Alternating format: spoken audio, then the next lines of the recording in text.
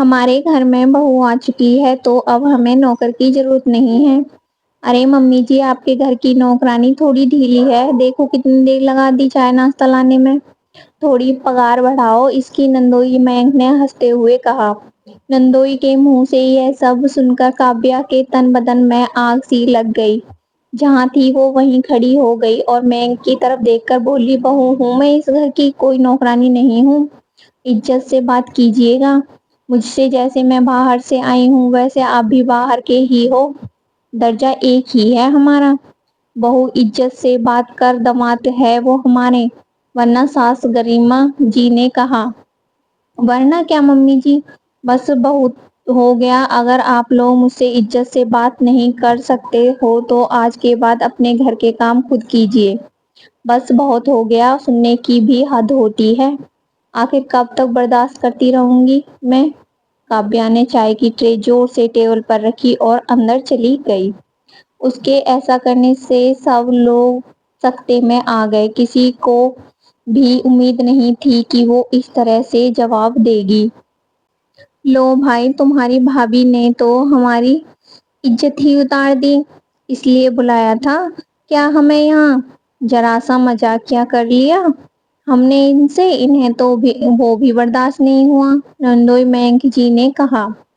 Mummy, بھابھی سے مجھے یہ امید نہیں تھی، بھلا کوئی اپنے گھر کے داماد کو اس طرح سے جواب دیتا ہے کیا؟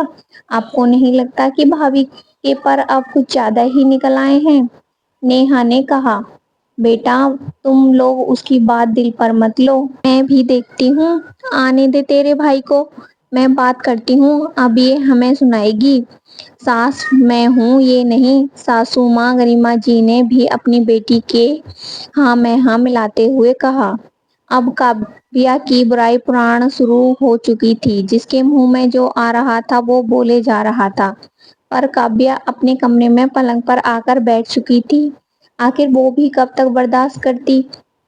ابھی اس کی شادی کو 8 مہینے ہی ہوئے تھے، پر ان 8 مہینے میں وہ کئی بار یہ باتیں سن چکی تھی۔ کاویہ کی شادی اویناش سے 8 مہینے پہلے ہی ہوئی تھی۔ اس کی شادی سے پہلے اس گھر میں کام کرنے کے لیے میڈ کملا آتی تھی۔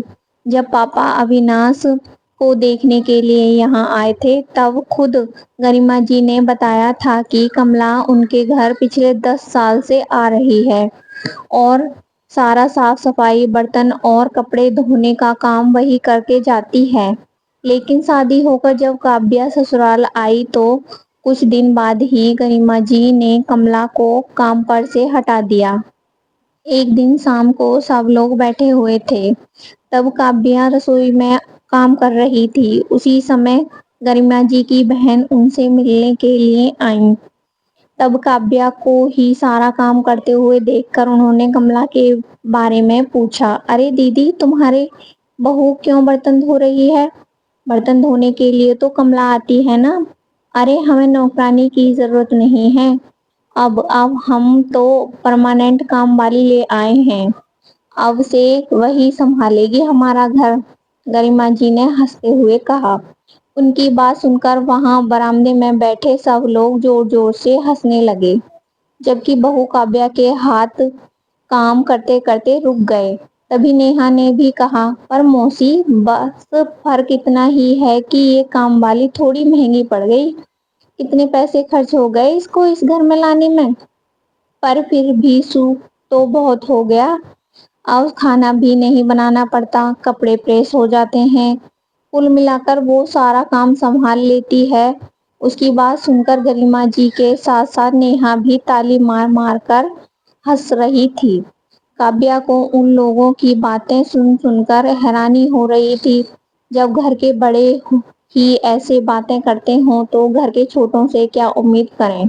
ان کی سہ پا کر نیہا بھی آئے دن کچھ نہ کچھ کہہ دیتی تھی، وہ اویناش سے کچھ کہتی ہے تو اویناش ہنس کر ٹال دیتا ہے، ارے ممی مذاق کرتی ہیں، کیوں ان کی بات دل پر لیتی ہو؟ اور نیہا کا کیا ہے، وہ تو کچھ دن بعد ہی شادی ہو کر چلی جائے گی، ویسے بھی اس کی سگائی ہو چکی ہے۔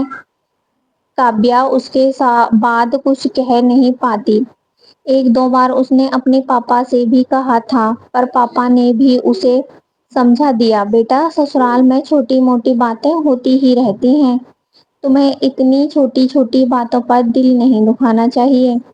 اگر وہ ایسا کہتے ہیں تو تم اگنور کرو، ویسے بھی بہو گھر کی نوکرانی نہیں بلکہ گھر سنبھالنے والی ہوتی ہے، گرہ لکشمی ہوتی ہے۔ اس کے بعد اس نے پاپا سے بھی کچھ نہیں کہا، پر یہ تو روز کے ہی قصے ہو گئے تھے۔ 4 مہینے بعد ننند نیہا کی شادی بھی ہو گئی، سوچا اب بدلاؤ ہوگا، پر ابھی بھی وہی حال تھے، وہی ڈھال کے 3 پات۔ اب تو نندوئی مینک بھی اس میں شامل ہو چکا تھا، اس لیے کاویہ نے آج پلٹ کر جواب دے ہی دیا۔ خیر ابھی باہر سب لوگ بیٹھ کر بہو پران کر ہی رہے تھے کہ اویناش بھی آ گیا۔ اس کے آتے ہی مینک اور نیہا گھر جانے کے لیے کھڑے ہو گئے۔ یہ دیکھ کر اویناش حیران ہو گیا، میں ابھی گھر میں آیا ہی ہوں اور آپ لوگ جانے پر تیار ہو گئے، تھوڑی دیر تو رکو، کھانا کھا کر جانا۔ نہیں بھیا، ہمارا تو بھابھی کی باتوں سے ہی پیٹ بھر گیا، اب ہم یہاں نہیں رکیں گے، کتنی بے عزتی کی ہے ہماری انہوں نے آج۔ نیہا نے کہا۔ کیوں، ایسا کیا کہہ دیا کاویہ نے؟ اویناش نے حیرانی سے پوچھا۔ ارے تھوڑا سا مذاق ہی تو کیا تھا، اس پر کتنا خوش سنا کر چلی گئی وہ، بہت پر نکل آئے ہیں اس کے، اویناش سمجھا لے اسے، گریما جی نے غصے سے کہا۔ گریما جی کی بات سن کر اویناش کو سمجھتے دیر نہیں لگی کہ کیا بات ہوئی ہوگی۔ آخر کاویہ اکثر شکایت کرتی رہتی تھی، شاید آج برداشت نہیں کر پائی اور پلٹ کر جواب دے دیا۔ ٹھیک ہے ممی، میں بات کرتا ہوں اس سے، پر یہ لوگ کھانا تو۔ اویناش اپنی بات پوری کر ہی نہیں پایا کہ مینک بیچ میں ہی بول پڑا۔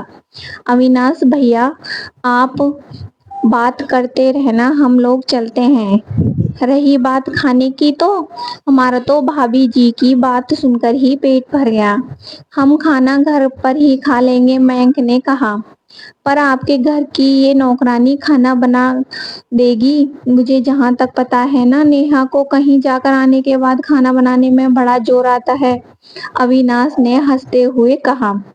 اویناش کیا بدتمیزی ہے یہ، تم اپنی بہن کو نوکرانی کہہ رہے ہو؟ گریما جی نے اسے ڈانٹتے ہوئے کہا۔ ممی میں تو بس مذاق کر رہا ہوں، کیوں بات دل پر لے رہی ہو؟ اویناش ہنستے ہوئے بولا۔ یہ مذاق تھا، بڑا ہی واہیات مذاق تھا۔ اویناش بھیا، آپ اپنی ہی بہن کو نوکرانی بول رہے ہو، ہمارے گھر میں بہو کو نوکرانی نہیں بولا جاتا، اس کا سمان کیا جاتا ہے، مینک نے کہا۔ اچھا، تو میری پتنی آپ لوگوں کی نوکرانی لگتی ہے، کیا وہ اس گھر کی بہو نہیں ہے؟ آپ کے گھر میں جو جگہ نیہا کی ہے، میرے گھر میں وہ جگہ کاویہ کی ہے، اب ذرا آپ بتائیے سمجھانا کس کو ہے؟ اویناش نے کہا تو سب چپ ہو گئے۔ غلطی اس کی نہیں ہے، غلطی تو میری ہے، وہ شروع سے ہی کہتی تھی، پر میں اسے ہر بات پر اگنور کرنے کو کہہ دیتا تھا، پر اب وہ اگنور نہیں کرے گی، میری پتنی ہے، وہ کام والی بائی نہیں ہے، اویناش نے کہا تو کسی سے کچھ کہتے نہیں بنا۔ مینک، نیہا اور گریما جی نے بھی اپنے کیے کے لیے معافی مانگ لی، پر